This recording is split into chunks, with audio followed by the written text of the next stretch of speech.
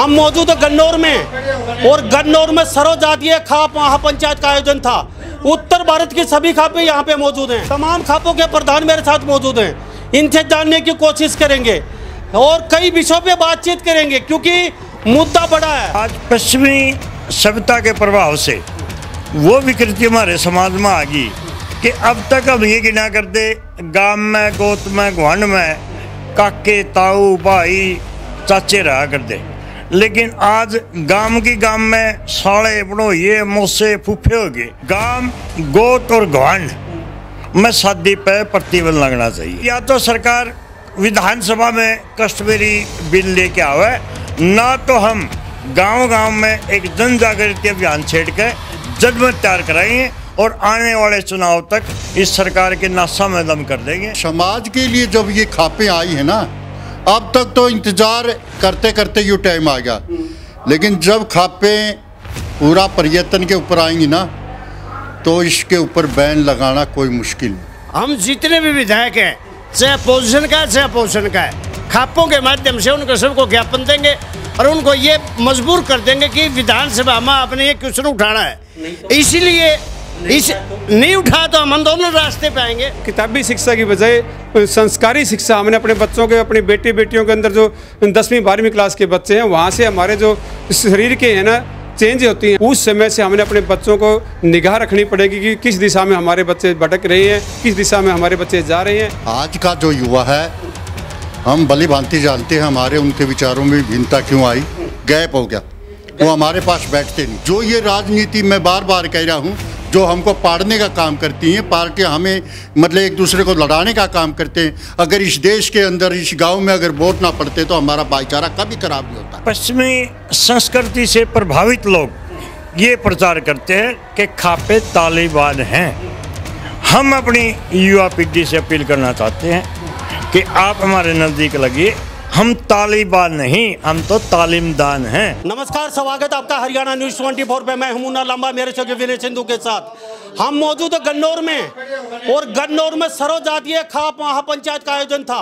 उत्तर भारत की सभी खापें यहाँ पे मौजूद हैं, और उत्तर भारत की खापों के साथ साथ आज टोल फ्री नंबर जारी किया है इन्होंने, और टोल फ्री नंबर भी पूरे भारत के लिए जारी किया है। और टोल फ्री नंबर क्यों जारी किया है, तमाम खापों के प्रधान मेरे साथ मौजूद हैं। इनसे जानने की कोशिश करेंगे और कई विषयों पे बातचीत करेंगे, क्योंकि मुद्दा बड़ा है। लिव एंड रिलेशनशिप, समगोत्र में विवाह वगैरह वगैरह बहुत बड़े बड़े मुद्दे लेके आज यहाँ। लेकिन खापों का आयोजन इस तरीके से कई बार हो चुका है, लेकिन बात सिरे नहीं चढ़ पा रही है। ये कानून लाया क्यों गया, ये थोपा क्यों गया जबरदस्ती, अब खापों को सड़क पे क्यों उतरना पड़ रहा है। क्या खापों में छिन बनोगी, एकता नहीं है, किसी न किसी पार्टी के साथ बंधी है, ये भी खापों के प्रधान से जानने की कोशिश करेंगे। इसके साथ साथ कई मुद्दे हैं। सबसे पहले क्या कहेंगे, मुद्दा बहुत बड़ा है।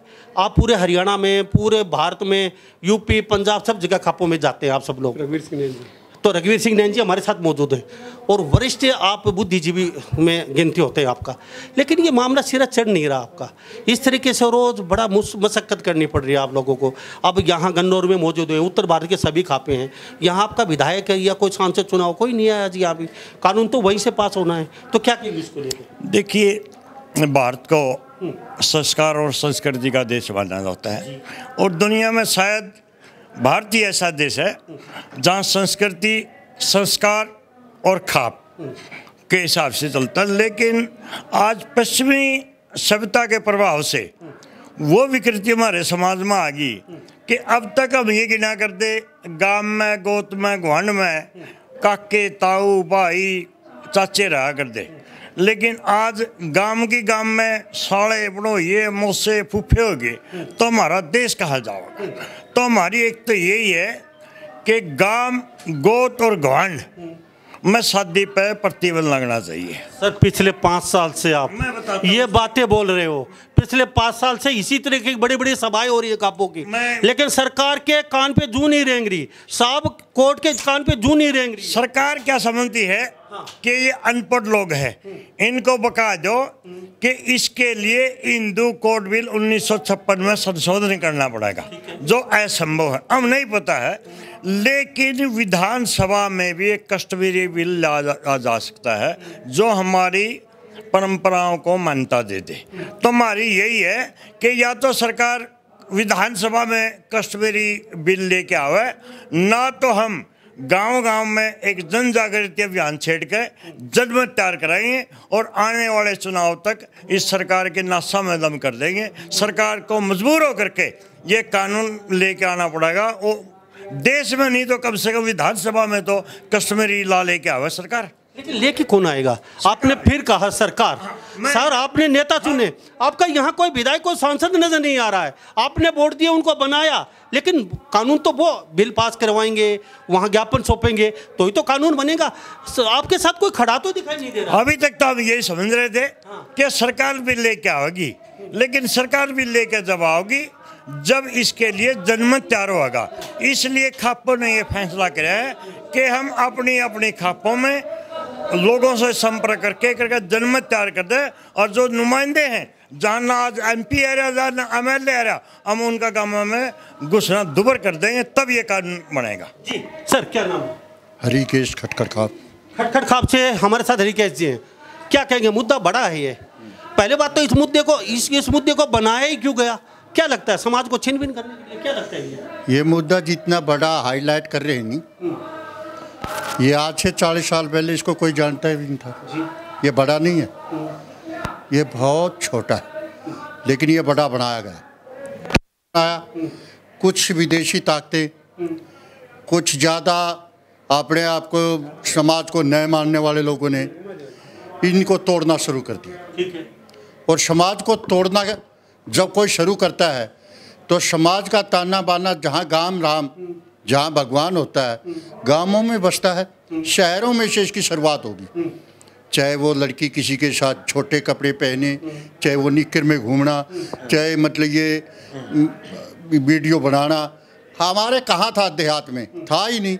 लेकिन आपने कहा कि कहाँ है आपके MP और कहाँ है MLA। वो हमारे MP जो MLA की बात कर रहे हो ना, वो हमारे नहीं है, वो किसी के भी नहीं है। हमारे तो हम हैं जो हमारे साथ बैठते हैं और हमारी बातें कर रहे हैं। लेकिन समाज के लिए जब ये खापें आई है ना, अब तक तो इंतज़ार करते करते ये टाइम आ गया। लेकिन जब खापें पूरा पर्यटन के ऊपर आएंगी ना, तो इसके ऊपर बैन लगाना कोई मुश्किल नहीं। आर पार के मूड में, आर पार के मुड में होंगे।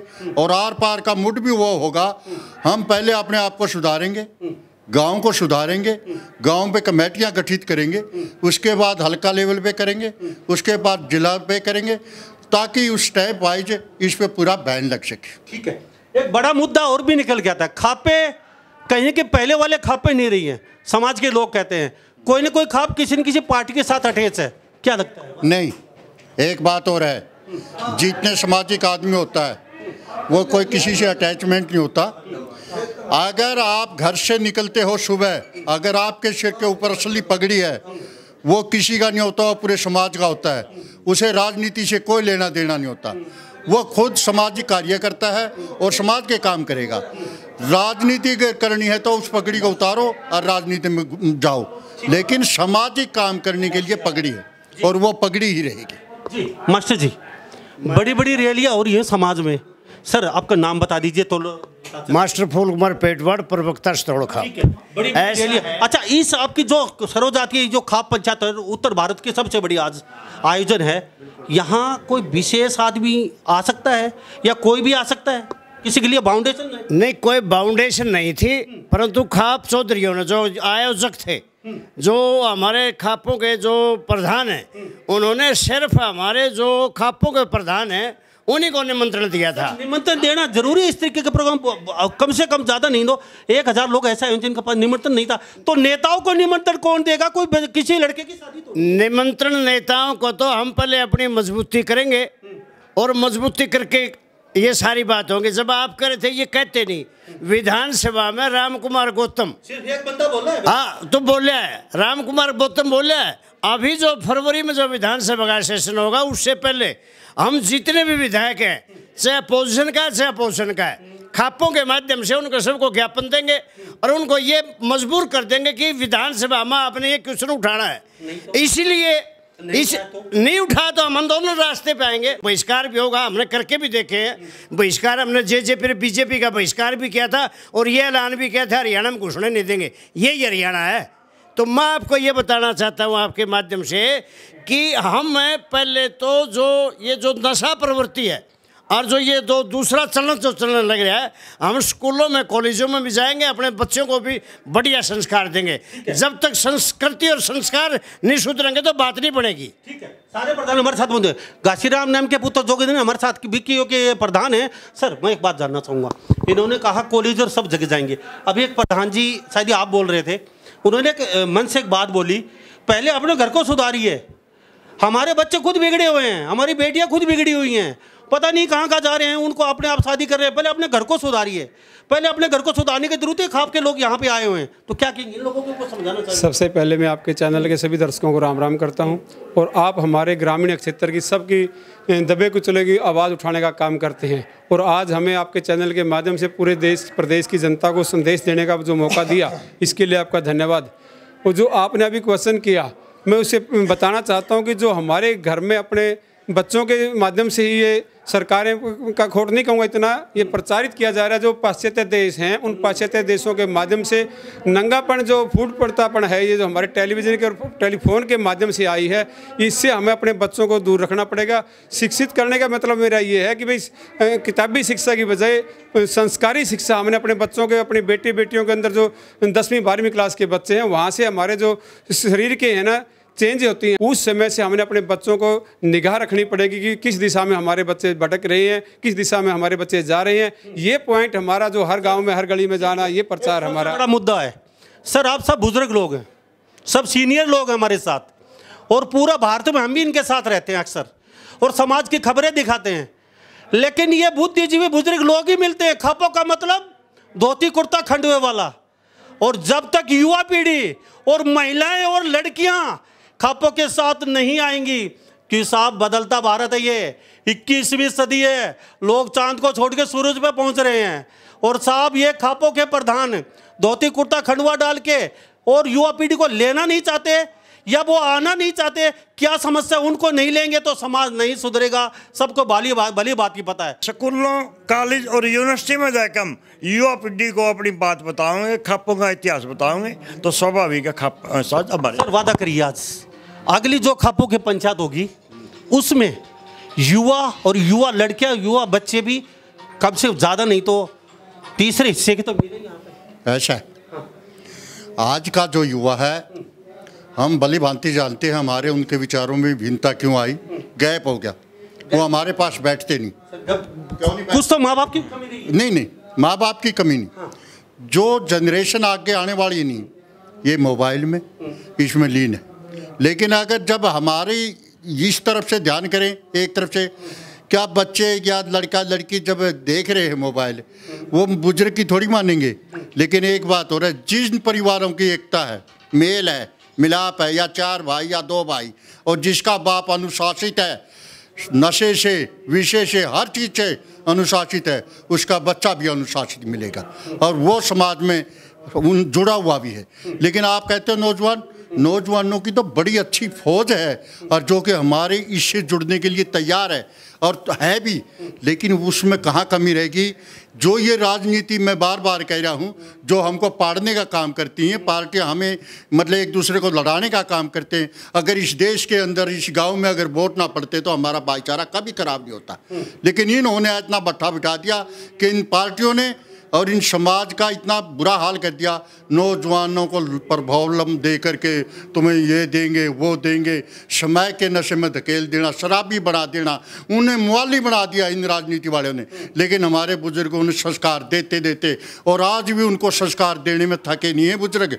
वो गाँव में बैठते हैं, पंचायत बुलाते हैं और पंचायतों में फैसला करते हैं। हमारे वीर जी नैन ने बुजुर्ग रह गए, हमारे बात सुनो, आखिरी पीढ़ी चलिए बुजुर्ग की। एक बात बताओ, इसके बाद तो बुजुर्ग रहे। बात तो सुनो, 52 गांवों में पता नहीं इनका रजिस्टर भरा पड़ा है। जब ये फैसला करवाते हैं किसी बहू बेटी का, किसी का आपसी झगड़े का, किसी का मनमुटाव का, इन्होंने इनके 52 गांवों में आज भी मान्यता है और ये करवाते हैं। टोल फ्री नंबर जारी किया आज, सर टोल फ्री नंबर का क्या होने वाला है, थोड़ा हिंदुस्तान के सभी लोग देख रहे हैं आपको, तो टोल फ्री नंबर से फायदा क्या होगा, कैसे लोग जो पीड़ित हैं, और बड़ा मुद्दा उठाया खापों ने, और अब आर पार के मूड में सारी खापें, लीवर रिलेशनशिप ध्यान से सुन लीजिए, ये नहीं चलने वाला है आगे से, खापें आर पार के मूड में। साथियों, टोल फ्री नंबर करने का हमारा मतलब ये है कि इससे जो आज टोल फ्री नंबर यहाँ से जारी किया गया है, उससे ये पता लगेगा हमारी मिस कॉल मारने से कि कितने लाखों लोग इस मुहिम से जुड़ना चाहते हैं। ये अच्छा कार्य है। इसके लिए हम जो हमारी युवा पीढ़ी का, आपने कई बार हमारे बुजुर्गों से अभी जिक्र किया कि आपके साथ युवा पीढ़ी नहीं है, युवा पीढ़ी नहीं है।